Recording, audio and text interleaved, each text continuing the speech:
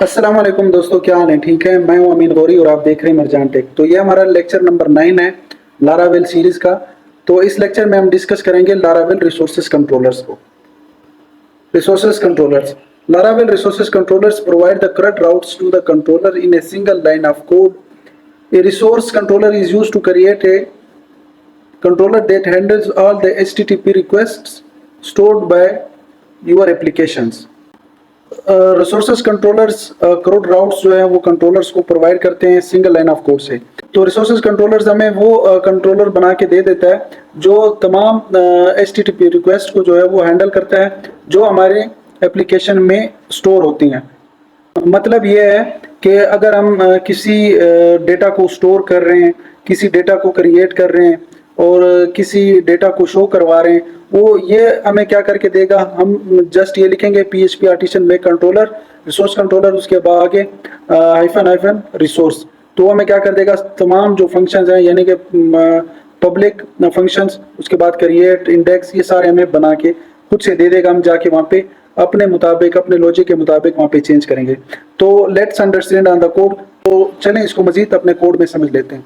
तो यहाँ पे मैंने अपने कोड को जो है वो ओपन कर लिया है। ये पहले जो हमने कंट्रोलर्स बनाए थे कि उनका तरीकाकार कैसे होता है, कंट्रोलर कैसे काम करते हैं, कंट्रोलर क्या होते हैं, तो ये मैंने पिछली जो वीडियोस हैं उनमें मैंने डिस्कस किया हुआ है। तो आप जाके उन वीडियोस को देख सकते हैं। तो यहाँ पे आके मैं क्या करता हूँ, कंट्रोल C, और इसके बाद यहाँ पे अब बना लेते हैं PHP artisan make controller resource. यहाँ पे आप कोई भी नाम दे सकते हैं, रिसोर्स कंट्रोलर और हाइफन रिसोर्स। तो ये जैसे आप रन करेंगे तो यहाँ पे आप देख सकते हैं कि उसने ये जो है रिसोर्स कंट्रोलर्स यहाँ पे क्रिएटेड सक्सेसफुली, उसने हमें क्रिएट करके दे दिया है। अब जाके यहाँ पे सेम वही डायरेक्टरी है जहाँ पे हमने पोस्ट कंट्रोलर बनाया था, यहाँ पे रिसोर्स कंट्रोलर के नाम से हमें ये इसने बना के दे दिया, ठीक है, रिसोर्स कंट्रोलर डॉट PHP। तो यहाँ पे आप देख सकते हैं कि इसमें पोस्ट कंट्रोलर में हमने क्या किया था, ये इंडेक्स फंक्शन जो है वो खुद बनाया था लिया। तो यहाँ पे ये क्या कर रहा है, इसने हमें खुद से बना दिया, ठीक है, यानी ऑटो इसने बना दिया कि ये इंडेक्स होगा, इसके बाद यहाँ से वो क्रिएट कर सकेंगे।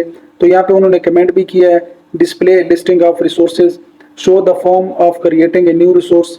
यानी जब हम फॉर्म कोई बना लेते हैं, हम कहते हैं कि जब यूज़र ऐड फॉर्म या कोई ऐड न्यू यूज़र पे क्लिक करे तो उसको उस फॉर्म पे रिडायरेक्ट करवाए। उसके बाद पब्लिक फंक्शन स्टोर, जब इनके store a new created resource in storage, click करेगा, फॉर्म सबमिट करेगा तो फॉर्म यहाँ पे आएगा, इस ये फंक्शन उसे हैंडल करेगा। उसके बाद शो डेटा कराना है, एडिट डेटा कराना है, ये सारा इसमें उसने ऑटो बना के दे दिया। तो ये काम हम यहाँ पे भी कर सकते हैं, यहाँ पे भी कर सकते हैं, यानी कि ये हमें इजी करके दे रहा है। तो हमें बस यहाँ पे जाके अपडेट का कोड लिखना पड़ेगा, यहाँ पे एडिट का कोड लिखना पड़ेगा, यहाँ पे शो का कोड लिखना पड़ेगा। तो इस तरह हमारा जो ये रिसोर्सेज कंट्रोलर जो वो काम करता है। तो इस पर हम मजीद भी काम करेंगे। ये जस्ट आपको बताने के लिए कि रिसोर्सेज कंट्रोलर्स क्या होते हैं, पोस्ट कंट्रोलर्स क्या होते हैं और इनका कैसे काम है। तो इनको हम मज़ीद आगे जो है वो डिस्कस करेंगे। अगर आपको डायरेक्ट इनके वर्किंग पे लेके आएँ तो फिर आपको मसला होगा, आपको ज़्यादा समझ नहीं आएगी। तो उम्मीद करता हूँ आपको ये वीडियो अच्छी लगी होगी। तो नेक्स्ट वीडियो के लिए इजाज़त दें।